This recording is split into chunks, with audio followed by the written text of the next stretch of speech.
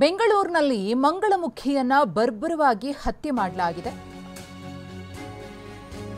ಬೆಂಗಳೂರಿನಲ್ಲಿ ಮಂಗಳಮುಖಿಯ ಬರ್ಬರ ಹತ್ಯೆ. 40 ವರ್ಷದ ತನುಶ್ರೀ ಹತ್ಯೆಯಾದ ಮಂಗಳಮುಖಿ ಮಾರಕಾಸ್ತ್ರದಿಂದ ಇರಿದು ಕೊಲ್ಲಲಾಗಿದೆ. ಕೆಆರ್ ಪುರಂನ ಗಾಯತ್ರಿ ಲೇಔಟ್ನಲ್ಲಿ ಆಗಿರುವಂತಹ ಘಟನೆ ಇದು. 3 ತಿಂಗಳ ಹಿಂದೆ ಜಗನ್ನಾಥ್ ಎಂಬಾತನ ಜೊತೆಗೆ ತನುಶ್ರೀ ಮದುವೆಯಾಗಿತ್ತು. ಘಟನೆಯ ಬೆನ್ನಲ್ಲೇ ಜಗನ್ನಾಥ್ ಮನೆ ಕೆಲಸದಾಕೆ ಎಸ್ಕೇಪ್ ಆಗಿದ್ದಾರೆ. ಕೆಲ ದಿನಗಳ ಹಿಂದೆ ಕೊಲೆ ನಡೆದಿರುವ ಶಂಕೆ.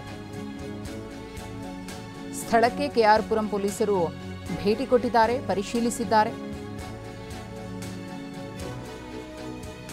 40 ವರ್ಷದ ಮಂಗಳಮುಖಿಯನ್ನ ಮಾರಕಾಸ್ತ್ರದಿಂದ ಇರಿದು ಬರ್ಬರವಾಗಿ ಕೊಲ್ಲಲಾಗಿದೆ. ತನುಶ್ರೀ ಅಂತ ಜಗನ್ನಾಥ್ ಎಂಬಾತನನ್ನ ಮದುವೆಯಾಗಿದ್ರು.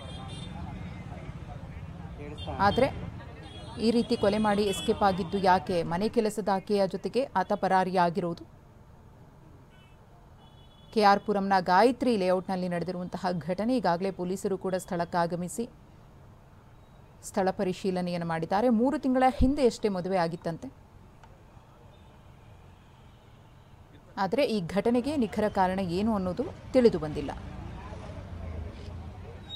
ಒಂದು ಕಡೆ ಹತ್ಯೆಯಾದಂತಹ ಮಂಗಳಮುಖಿ ತನುಶ್ರೀ, ಮತ್ತೊಂದು ಕಡೆ ಘಟನೆಯ ಸ್ಥಳದ ದೃಶ್ಯಾವಳಿಗಳನ್ನು ಗಮನಿಸ್ತಾ ಇದ್ದೀರಿ.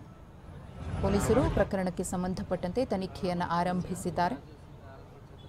ಪರಾರಿಯಾಗಿರುವಂತಹ ಪತಿ ಜಗನ್ನಾಥ್ ಮತ್ತು ಮನೆ ಕೆಲಸದ ಆಕೆಗೆ ಶೋಧ ಕಾರ್ಯ ನಡೀತಾ ಇದೆ.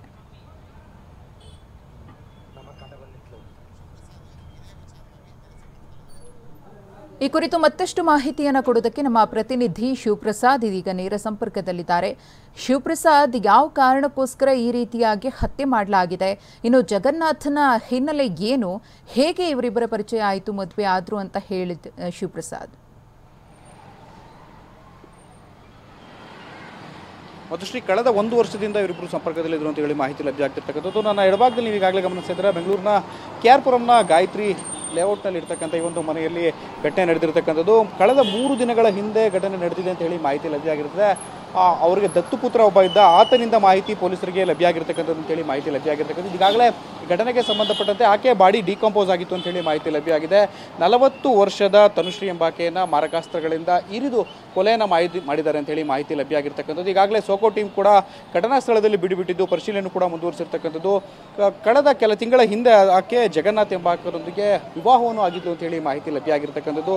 ಘಟನೆಯ ಬಳಿಕ ಅವರಿಬ್ಬರು ಕೂಡ ಅಂದರೆ ಮನೆ ಕೆಲಸದಾಕೆ ಹಾಗೂ ಜಗನ್ನಾಥ್ ಎಂಬಾತ ಪತಿ ಏನಿದ್ದಾರೆ ಅವರಿಬ್ಬರು ಕೂಡ ಎಸ್ಕೇಪ್ ಆಗಿರ್ತಕ್ಕಂಥದ್ದು. ಈ ಹಿನ್ನೆಲೆಯಲ್ಲಿ ಅವ್ರ ಮೇಲೆ ಪೊಲೀಸರಿಗೂ ಕೂಡ ಸಾಕಷ್ಟು ಸಂಶಯ ಇರತಕ್ಕಂಥದ್ದು. ಈ ಹಿನ್ನೆಲೆ ಆಗಲೂ ಕೂಡ ಪೊಲೀಸರು ಈಗಾಗಲೇ ಅವರ ಪತ್ತೆಗೂ ಕೂಡ ಬಲೆಯನ್ನು ಬೀಸಿರ್ತಕ್ಕಂಥದ್ದು. ಮತ್ತಷ್ಟು ಒಟ್ಟಾರೆಯಾಗಿ ಘಟನೆಗೆ ಸಂಬಂಧಪಟ್ಟಂತೆ ಕಳೆದ 3 ದಿನಗಳ ಹಿಂದೆ ಈ ಒಂದು ಘಟನೆ ನಡೆದಿದ್ದು, ಬಾಡಿ ಡಿಕಂಪೋಸ್ ಆದಂಥ ಬಳಿಕ ಪೊಲೀಸರಿಗೆ ಅಲ್ಲಿರ್ತಕ್ಕಂಥ ಸ್ಥಳೀಯರಿಂದ ಲಭ್ಯ ಆಗಿರ್ತಕ್ಕಂಥದ್ದು. ಮಧುಶ್ರೀ, ಧನ್ಯವಾದ ಶಿವಪ್ರಸಾದ್ ತಮ್ಮ ಮಾಹಿತಿಗಾಗಿ.